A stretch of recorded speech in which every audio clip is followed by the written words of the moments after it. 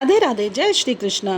राधा कृष्ण के आने वाले एपिसोड में आप देख रहे हैं, जैसे कि आप देख रहे हैं श्री कृष्ण जी जो है बात कर रहे हैं और कहते हैं कि अगर तुम हार जाओगे तो तुम अपनी बात पर जो है अटल रहना।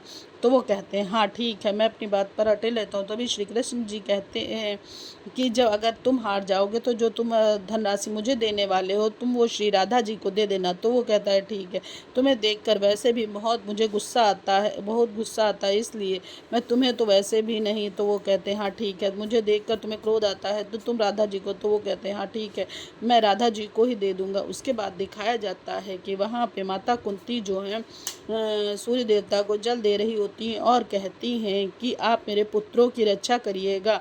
तभी जो है पीछे से श्री कृष्ण जी आ जाते हैं और कहते हैं बुआ किस पुत्र की रक्षा की बात कर रहे हैं और कौन से पुत्रों की। तो वो कहती हैं अपने सभी पुत्रों की। तो फिर वो माता कुंती कहती हैं कि मुझे जो श्री कृष्ण तुमसे तो कुछ भी छिपा हुआ नहीं है, मैं अपने 6 पुत्रों की सलामती की दुआ करता हूँ, तो दुआ करती हूँ। तो वो कहते हैं कि अगर आप अपने उसे पुत्र मानती हैं तो क्या आपको कभी उसकी याद नहीं आती, क्या आप उससे मिलना नहीं चाहती हैं या एक बार देखना नहीं चाहती हैं। तभी माता कुंती कहती हैं कि मुझे याद तो बहुत आती है लेकिन मैं ऐसा नहीं कर सकती, क्यों। फिर उन्हें पुरानी बातें याद आने लगती हैं। वो कहती हैं नहीं, मुझे अपने कुल की और वंश की मर्यादा की भी बात है, इसलिए मैं अपने पुत्र को चाह कर भी मिल नहीं सकती हूँ।